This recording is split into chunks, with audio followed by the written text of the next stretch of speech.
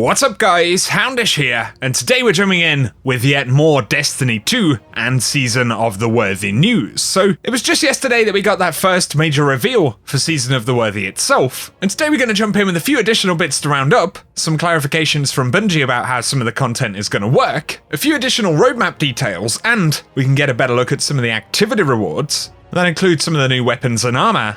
We are going to be seeing exotic armor, but also there's an exotic weapon, which has barely been shown, and this comes in the form of a pretty interesting heavy machine gun. Bungie are going to talk about power increases, progression, upcoming events, and more. So we're going to round it up in the video, guys, and if you do enjoy this one, a rating down below is very much appreciated. But now let's get into it. And so initially talking about some of the content for Season of the Worthy, there were some questions about what was broken down on the roadmap, and so somebody asked, are the Seraph bunkers and legendary lost sectors separate activities, or just the same thing? And Cosmo did confirm that they are separate, so that's definitely good, because more content, I guess. But Seraph bunkers are in fact part of that kind of activity content for the season that presumably is going to drop a bunch of the new rewards. So we are going to be progressively activating a bunch of bunkers on different locations. And we see some interesting mechanics like these electricity fields similar to the Saber Strike in D1. But then separately, we do have the tower public events in patrol zones. And from the trailer, we saw some Guardians delivering orbs to the towers themselves. So there are going to be some light mechanics involved there. And then there will be a series of Warmind themed rewards, so this will include the new weapons we can see on screen. We've got the new Seraph sidearm, auto rifle, LMG and hand cannon. But there will indeed be more weapons in the set, so we can also see a Titan rocking the shotgun in this clip, and it isn't visible in the preview image, so there'll definitely be additional weapons, and it's interesting that Bungie are kind of breaking away from the typical horde mode core activity this season, which I think most players are going to be fairly happy with for now. We can see one of the bunkers from the press kit right here. Seems to be a pretty big complex, and it even comes with some security or kind of maintenance frames to look after the place. And of course, once again, by weaponizing these bunkers, we should be able to use Rasputin's defenses to protect us against that rogue almighty ship which is plummeting towards the last safe city. Here though, we get some extra clarification about roadmap details, so Say No to Rage asked DMG, can you clarify whether Iron Banner Exotic Quest or Iron Banner and an Exotic Quest are two separate things? And DMG did confirm that they are two different things. Some folks did ask, are we getting exotic armor? And it is worth pointing out that on the roadmap, it does indeed list new exotic armor. And one of the early scenes in the trailer does show what appears to be a warlock with a curious new helmet. Either that or it's some kind of mystery character, but I'm guessing it's probably exotic armor of some sort. But nonetheless, we are going to be getting a handful of new exotic armor pieces. We do know that we're getting new exotic weapons and a quest, but the roadmap doesn't list exactly when those are going to happen. And Epion from Bungie did say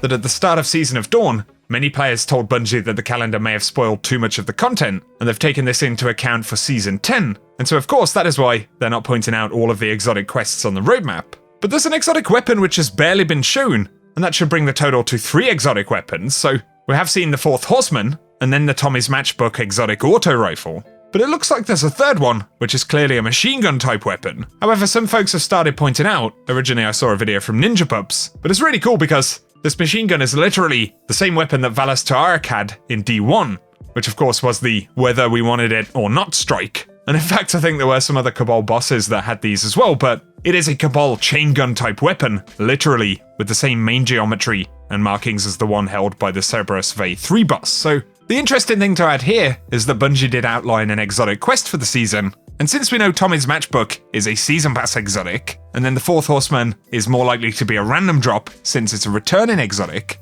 of course that isn't confirmed, but it seems pretty likely, right? And that means the exotic quest is fairly likely to be for the exotic Cabal machine gun that we've seen.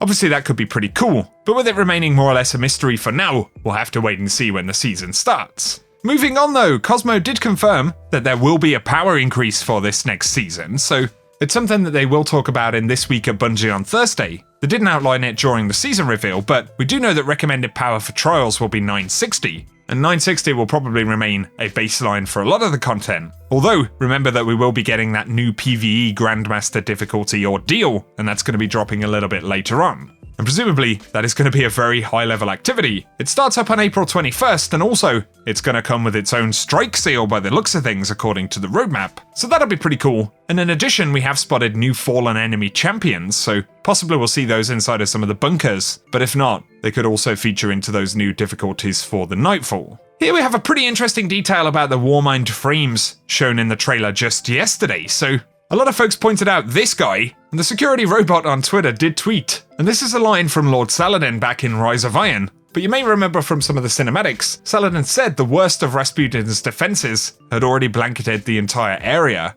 Frames, constructs, some things I have never seen before nor since. They felt no pain and no fear. And Destiny 2 on Twitter directly responded to this, so just pretty cool because it highlights that these are indeed the same frames that Saladin referred to all the way back in Rise of Iron, and we're finally getting to see them, so that's pretty cool. But when Shackle Shotgun tweeted, "Who is this friend? I love him," Destiny 2 replied, "A very good friend indeed." So certainly these aren't going to be our enemies. And since we're actually activating Rasputin's defenses instead of killing a boss, this time we're sort of activating or building a boss of our own, which is pretty cool, right? Or I guess we're doing it for Rasputin, but looks like he's going to be cool about it and do a little bit of heavy lifting for us when it comes to protection.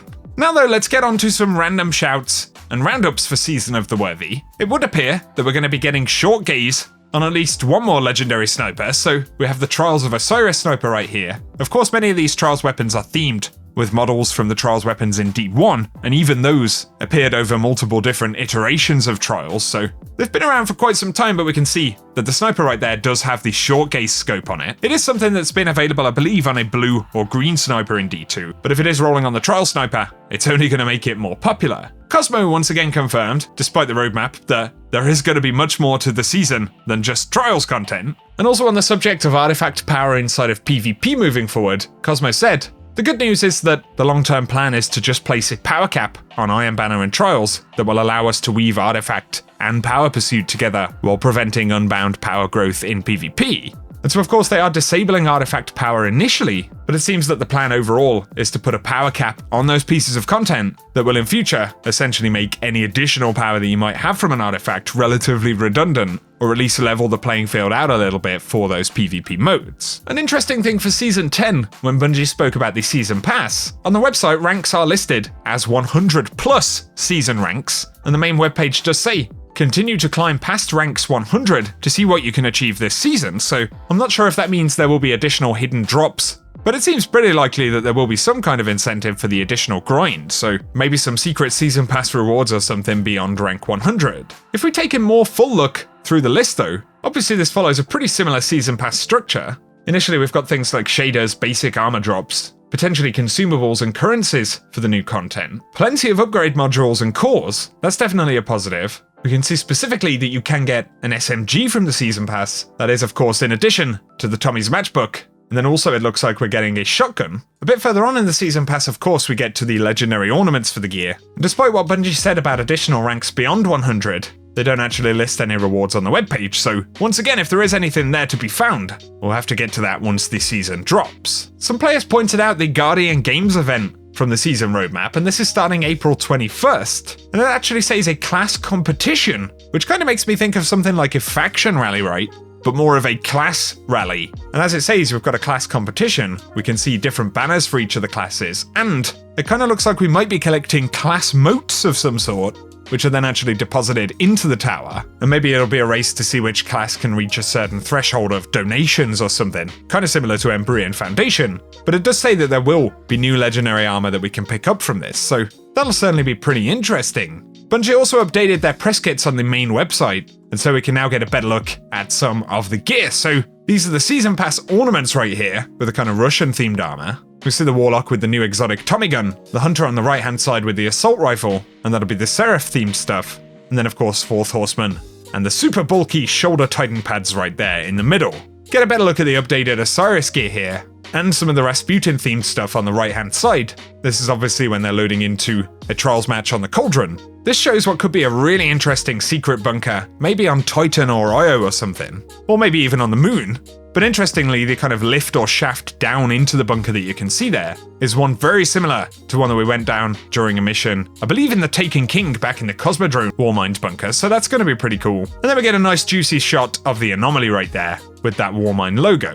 For a final couple of brief roundups here, Bungie say that they're going to be taking cheaters very seriously moving forward. Maurice from Bungie once again reiterates that you can report cheaters. There have been a few different people sharing and posting videos of various weapon cheats and things like that inside of Crucible recently. And more than once in the past couple of weeks, Bungie community managers have referred to Bungie giving further details about action that they're taking against cheating in an update that we'll get before Season 10. So it looks like Bungie have a few things to say, and obviously with the game now being on PC, and Bungie introducing a much more competitive environment once again with Trials, it is a bit of a different environment in terms of cheating, and security in general, so these are things that Bungie are going to talk about, but behind the scenes they obviously are building new tools for. This week after reset, quick update, but there was an issue where Banshee 44's daily and additional bounties weren't actually showing up properly, or would vanish when you purchased additional bounties. So if you experienced that, it was just an unfortunate bug. At the time they said they didn't recommend purchasing additional bounties, but later on updated it, they've said that the additional bounties can be purchased again,